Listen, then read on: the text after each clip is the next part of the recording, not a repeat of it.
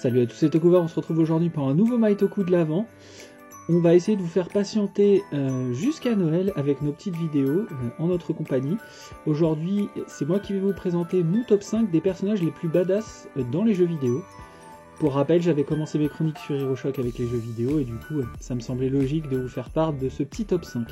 Alors on vous rappelle comme d'habitude qu'un top 5 c'est personnel, que le vôtre est forcément différent, va pouvoir l'être, et on vous invite à nous donner votre top dans les commentaires. Alors, on va démarrer ce top par la place numéro 5. Alors en numéro 5, j'ai décidé de mettre Kratos de God of War, sorti sur PlayStation en 2005. Alors, vous allez me dire pourquoi seulement 5, malgré le fait que depuis le début de cette licence, on a un personnage qui est quand même bourru, ultra violent, sans barrière, sans moralité. Il revient de guerre, les dieux ont tué sa famille et du coup il déboulonne complètement, il décide d'anéantir tout ce qui a rapport avec les dieux sur Terre et ailleurs, tant qu'on y est. Et du coup je trouve que le dernier opus qui est sorti a un peu cassé l'image dur et ultra violent pour en faire un espèce de... Alors je critique pas, pour en faire un côté un peu papa protecteur, je vais t'apprendre la vie, je suis très dur avec le gamin, mais de temps en temps quand même, on voit qu'il y a des petits sentiments qui reviennent, ce qu'il n'y avait pas dans les précédents vu qu'il était tout seul et qu'il était en pleine vengeance sans limite, et du coup je trouve que ça a cassé un petit peu l'image du personnage et que du coup ça le fait dégringoler à la 5e position. Numéro 4, là encore je pense que je vais essuyer pas mal de critiques, mais pour moi ce sera le faucheur, alias Gabriel Reyes d'Overwatch. Donc le FPS connu de tous, multijoueur sorti sur à peu près toutes les plateformes en 2014. Donc en gros, il est classe, il est silencieux, c'est un assassin de toute façon.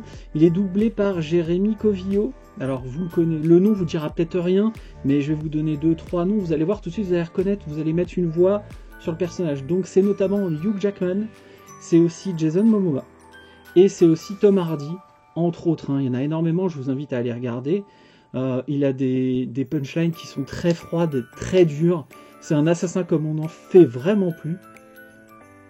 Pour un jeu qui est encore joué aujourd'hui, sur lequel vous avez des Overwatch League, qui passent récemment sur des chaînes télé que vous pouvez trouver sur le câble. Mais en tout cas, le faucheur pour moi, le tueur de l'ombre, c'est le numéro 4. En numéro 3... Numéro 3 ? Voilà. En numéro 3, on va retrouver quelqu'un que je suis sûr pour la grande majorité des gens, vous connaissez surtout si vous avez plus de 30 ans. Alors les autres le connaissent sûrement aussi grâce au remake, mais on va parler de Sephiroth, comme vous préférez. Plutôt Sephiroth pour moi. d'FF7, sorti en 97 sur PlayStation. Qu'est-ce qu'on peut dire de ce personnage ? Bah Masamune quoi. Déjà Masamune, le katana, l'un des katanas les plus longs du jeu vidéo déjà dans un premier temps. Froid, meurtrier, sans limite, sans émotion, créé en labo. Il va juste, rien que ça, décider de devenir Dieu et prendre contrôle de la planète. Le meurtrier d'Aeris. J'ai une petite pensée pour tous ceux qui ont joué à FF7 et qui ont perdu tous leurs équipements ce jour-là. Les gars, petite pensée pour vous. Les premiers émois, pour ma part, sur des JRPG, pour moi ça reste intemporel. Entre parenthèses, le remake c'est de la merde. Voilà. C'était mon numéro 3. En numéro 2, parce que j'ai commencé mon expérience vidéoludique sur les bornes d'arcade en étant très jeune, donc sur les bornes d'arcade. Et effectivement, comme beaucoup de gens qui sont nés dans les années 80, si vous avez joué sur arcade pour débuter, ou même sur Super NES, vous avez forcément touché un jour ou l'autre à Street Fighter. Mon numéro 2 n'est pas là au début de la licence, n'est pas là au tout début quand Street Fighter commence. Il arrivera bien plus tard, il arrivera en 1994 dans Street Fighter 2 Turbo. Il s'agit de Gouki. Alors vous allez me dire Gouki ? Oui, Gouki en japonais, Akuma en Europe. Donc en gros, c'est le tueur du maître de Ryuken, juste ça. Donc le combattant ultime qui a décidé de prendre le combat à bras-le-corps, si on peut dire, et de tabasser tous les maîtres qui pouvaient se présenter sur sa route. Du coup, il va tuer le maître de Ryuken. Il a un design qui est quand même assez dur, donc cheveux rouges, une inscription dans le dos, un kimono noir, une peau un peu à lait, donc design très démoniaque. Ce qu'il faut savoir, c'est que je crois que c'est chez Urban Comics en 2017, un comics qui se nomme Street Fighter Origins, où du coup on le voit énormément. Donc si vous voulez vous familiariser un petit peu avec ce personnage, soit que vous connaissez et que vous voulez redécouvrir, ou alors que vous voulez juste découvrir, donc vous avez Street Fighter 2 Turbo, et ensuite quasiment toutes les suites il a été dedans, et également le comics, pour mon numéro 2. En numéro 1, alors là, pour moi ça a été mon premier coup de cœur sur ce style de jeu. Le numéro 1, pour moi, le top du top, ce sera l'Ubud Dynasty Warriors. L'Ubud Dynasty Warriors, une grande licence du Dynasty-like, du coup, qui a donné son nom à un certain genre, donc sorti en 97 pour le premier Dynasty Warriors. Alors, il a commencé en étant un boss que vous n'aviez pas auquel vous n'aviez pas accès.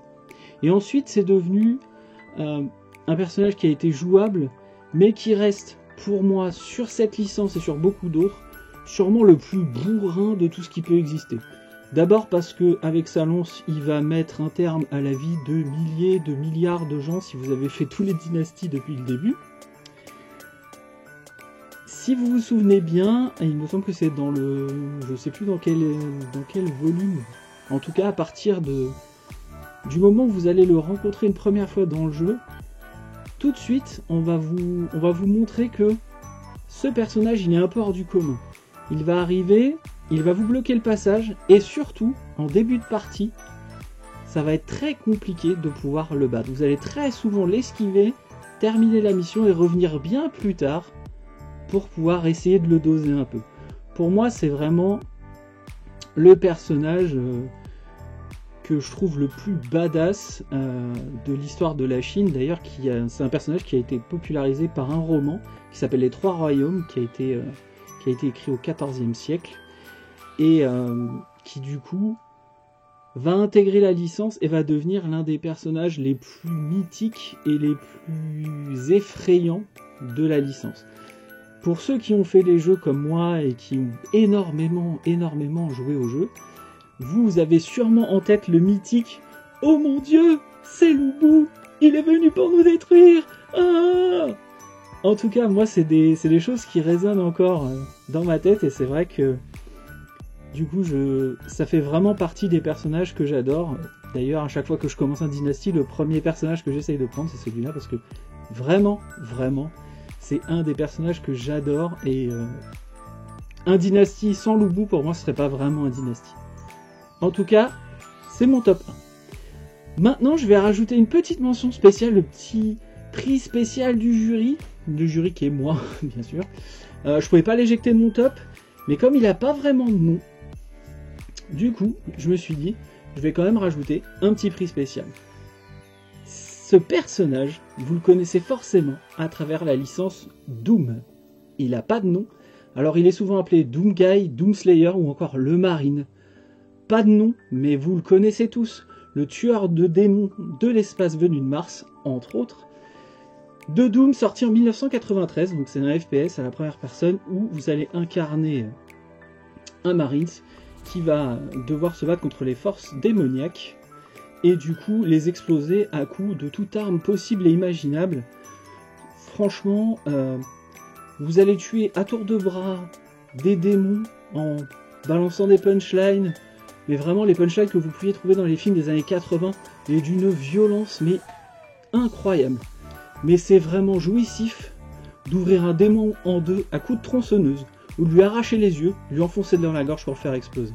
En tout cas, pour moi, si on devait en garder un seul, ce serait Doomguy. Voilà, j'espère que vous avez passé un bon moment avec ce top. Je vous invite à nous donner votre top à vous dans les commentaires. Vous pouvez nous retrouver sur tous les réseaux sociaux. Tout est inscrit dans la description, juste en bas. On va vous souhaiter de joyeuses fêtes de fin d'année. A plus et au revoir.